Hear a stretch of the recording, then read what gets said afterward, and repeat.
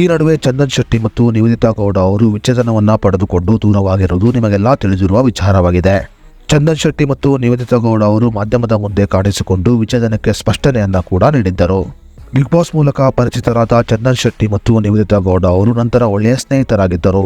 ಇವರಿಬ್ಬರ ನಡುವಿನ ಸ್ನೇಹ ಪ್ರೀತಿಗೆ ತಿರುಗಿ ಮನೆಯವರ ಒಪ್ಪಿಗೆಯನ್ನ ಪಡೆದುಕೊಂಡು ಮದುವೆಯನ್ನ ಮಾಡಿಕೊಂಡಿದ್ದರು ಚಂದನ್ ಶೆಟ್ಟಿ ಮತ್ತು ನಿವೇದಿತಾ ಗೌಡ.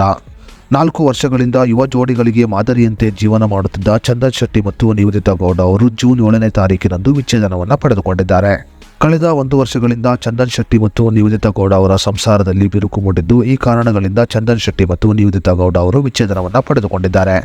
ಈ ನಡುವೆ ಮಾಧ್ಯಮದ ಮುಂದೆ ಕಾಣಿಸಿಕೊಂಡ ಚಂದನ್ ಶೆಟ್ಟಿ ಅವರು ವಿಚ್ಛೇದನ ಪಡೆದುಕೊಂಡ ನೋವನ್ನ ಮರೆಯಲು ನಾನು ಮಾಡುತ್ತಿರುವ ಕೆಲಸ ಏನು ಅನ್ನುವುದರ ಬಗ್ಗೆ ಮಾಹಿತಿಯನ್ನು ನೀಡಿದ್ದಾರೆ.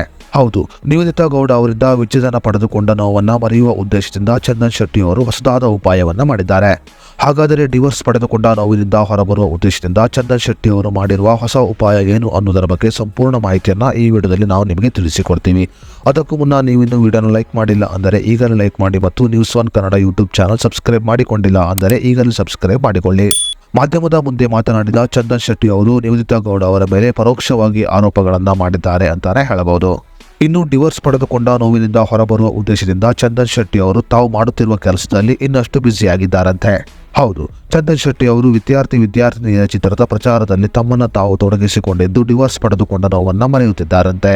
ಈ ನಡುವೆ ಚಂದನ್ ಶೆಟ್ಟಿ ಅವರು ವಿಚ್ಛೇದನ ಪಡೆದುಕೊಂಡ ನೋವಿನಿಂದ ಹೊರಬರುವ ಉದ್ದೇಶದಿಂದ ಒಂಟಿಯಾಗಿ ಶಿರಡಿ ಯಾತ್ರೆಯನ್ನ ಕೂಡ ಕೈಗೊಂಡಿದ್ದಾರೆ.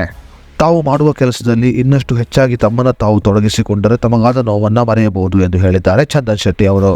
ಜೀವನದಲ್ಲಿ ನಡೆದ ಕಹಿ ಘಟನೆಗಳನ್ನ ಪದೇ ಪದೇ ನೆನಪು ಮಾಡಿಕೊಂಡರೆ ಜೀವನ ಮುಂದುವರಿಯುವುದಿಲ್ಲ. ಈ ಕಾರಣಗಳಿಂದ ತಾವು ಮಾಡುವ ಕೆಲಸದಲ್ಲಿ ಬ್ಯುಸಿ ಆಗಬೇಕು ಎಂದು ಹೇಳಿದ್ದಾರೆ ಚಂದನ್ ಶೆಟ್ಟಿ ಅವರು. ಸದ್ಯ ಚಂದನ್ ಶೆಟ್ಟಿ ಅವರು ನಿವೇದಿತಾ ಗೌಡ ಅವರನ್ನ ಮರೆಯುವ ಉದ್ದೇಶದಿಂದ ತಮ್ಮ ಕೆಲಸದಲ್ಲಿ ತಾವು ಬಹಳಷ್ಟು ಬ್ಯುಸಿಯಾಗಿದ್ದಾರೆ.